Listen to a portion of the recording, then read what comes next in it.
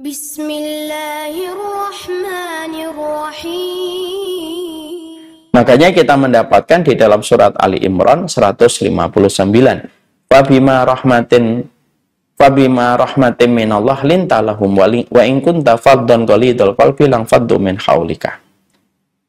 Kalau bukan karena rahmatmu, kalau bukan karena rahmatnya Allah, tidaklah kamu itu bisa berlaku lembut. Dan kalaulah kamu berlaku keras dan bengis, tentunya orang akan lari dari dirimu. Mengingatkan saudara kita pun harus dengan cara yang lembut. Makanya seorang Salman mengingatkan Abu Darda itu caranya lembut. Tidak langsung menghakimi, tidak langsung mengatakan, Abu Darda, aku dengar dari istrimu kamu nggak pernah jamah tubuh istrimu ya. Kamu ini macam apa sih? Nggak gitu. Caranya yang dilakukan oleh Salman Al-Farisi itu smooth, halus sekali. Dia bermalam, dia menginap, lalu mengingatkan dengan cara yang baik. Yang kedua, yaitu adalah sabar ketika mengingatkan saudara kita. Jangan sampai ketika kita mengingatkan saudara kita, ketidaksabaran itu menjadi pilihan kita ketika mengingatkan saudara kita salah. Mengingatkan saudara kita itu harus sabar. Karena terkadang ada dua orang yang bersahabat baik, yang satu bermaksiat, yang satu masih taat. Kalau sudah semacam ini, yang taat harus sabar menghadapi saudaranya yang masih bermaksiat. Karena bisa jadi ketidaksabaran itu justru nanti menjadi sebab berbagai macam kemadharatan. Kalau tidak sabar itu munculnya itu madharatnya banyak. Undurnya madharatnya itu banyak. Saya akan sampaikan sebuah kisah nyata.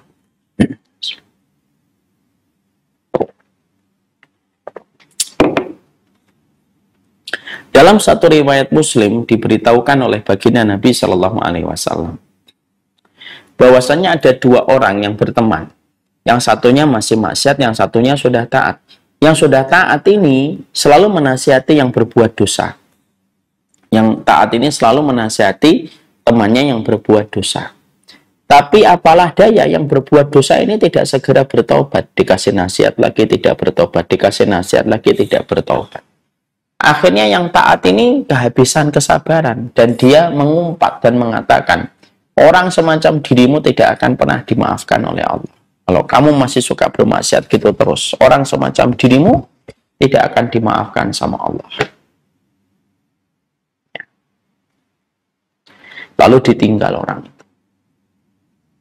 Orang ini, yang taat ini, telah berani sekali dia menyebutkan nama Allah dengan sifat yang Allah tidak pernah katakan itu kepada dirinya. Tidak mengampuni. Itu salah satu hal yang tidak pernah Allah katakan. Maka dia yang taat ini meninggalkan dan akhirnya tidak sabar. Yang berdosa akhirnya ditinggalkan temannya. Tidak lama setelah itu yang berdosa bertaubat. Lalu yang taat juga telah meninggalkannya dan dua-duanya meninggal dunia. Ketika dua-duanya sudah meninggal dunia, dibangkitkan oleh Allah, disidang oleh Allah dua-duanya. Yang bertaubat diterima taubatnya. Yang satunya yang taat, yang tidak sabar menghadapi temannya yang berdosa itu ditanya sama Allah. Man dalladhi yata'alla alayya bi anni la aghfiru li fulanin. Siapa yang berani ngomong bahwasanya saya tidak pernah mengampuni dosanya hambaku? Yang taat itu berkata, saya ya Allah. Kamu telah lancang, aku hapuskan amal kebaikan.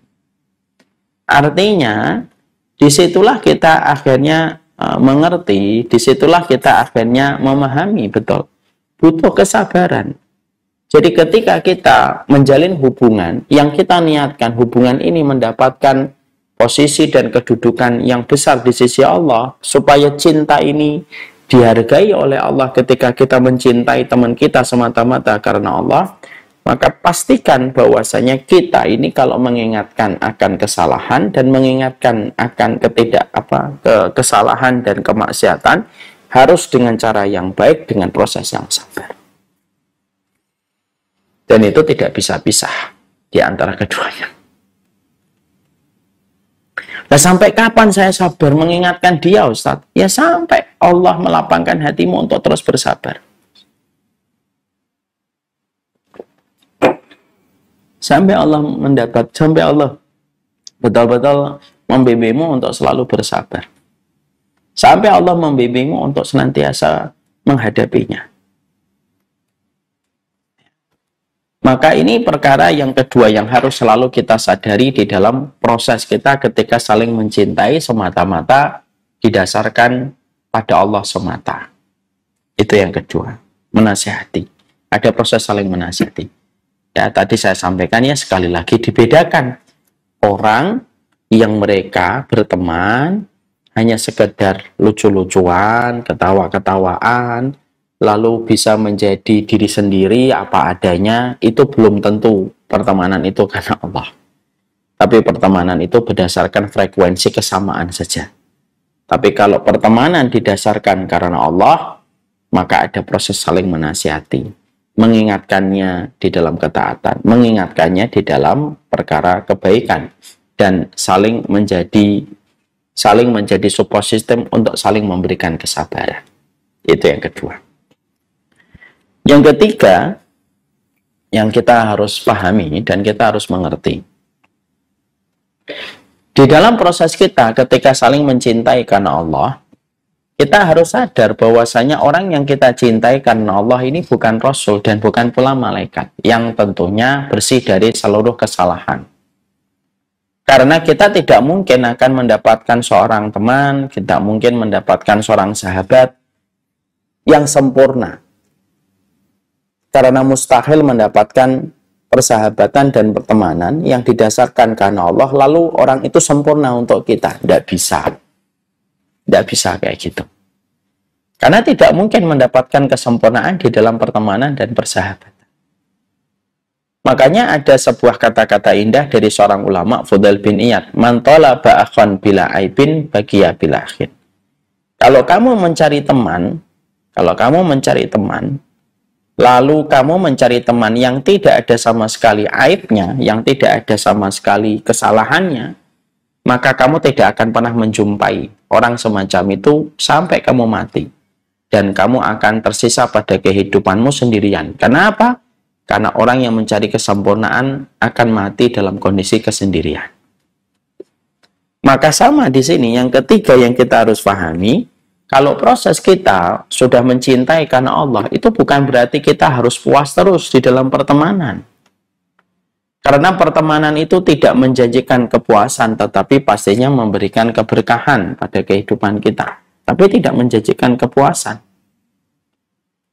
Makanya kita harus siap bahwasanya orang yang kita saling cintai karena Allah, selama dia memiliki sebuah niat, bahwasanya niat mereka itu adalah memperbaiki kehidupan, maka sesungguhnya kita ini harus bersabar sama orang-orang yang mereka juga ingin mendapatkan ridhonya Allah. Kenapa? Kita tidak akan menjumpai kesempurnaan.